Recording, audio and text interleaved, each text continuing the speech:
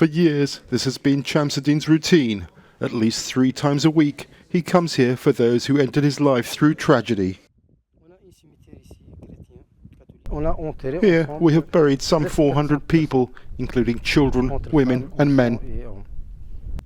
The cemetery for the unknown is the final resting place for migrants who drowned in the Mediterranean Sea while attempting to reach Europe. Their bodies washed ashore just a few kilometers away in and around Zarzis in southern Tunisia. By helping with the burials and tending to their graves, Chamsadin says he wants to provide the dignity in death these people were probably unable to afford in life. Each one of these bodies has a story and a wish, a dream of another life. His own children dreamt of it too. 2 of them recently boarded flimsy boats for Europe. My children left without telling me, and I blame Europe because I had been asking for a visa for both of them, one for Germany and the other with France, and they were refused, and so my kids just left. Chamsadin's kids were not the only ones to leave. Locals say some 600 people departed from Zarzis over the summer.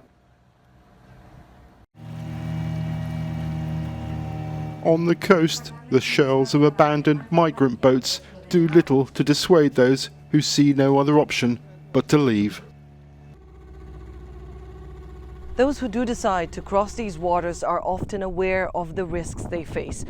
They hear the stories, they see the bodies rejected by the Mediterranean Sea.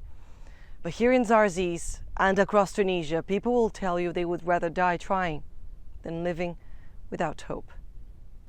Life is increasingly hard in Tunisia. The majority of young people are lost and they want to leave. They believe they will die anyway, whether in Tunisia or in the sea. It is similar.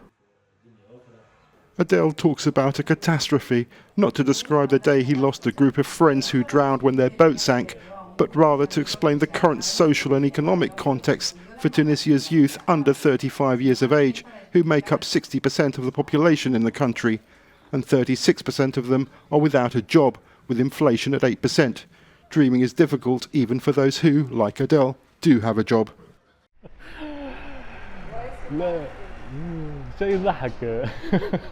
That makes me laugh. Why? In Tunisia, there is no such thing as a dream. Our dream is having a house, which should be a right. To build a happy family, which should be a right. To get married, to have kids and a house.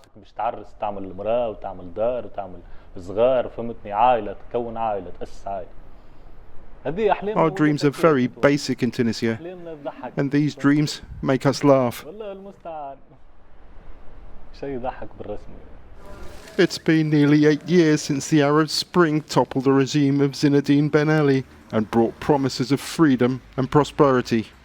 Promises Tunisia is still struggling to fulfill. Until that happens, Tunisians are likely to continue taking their chances in the Mediterranean, a treacherous crossing that claimed nearly 2,000 lives so far this year. Chamsadin says he knows more bodies will come. He will be waiting.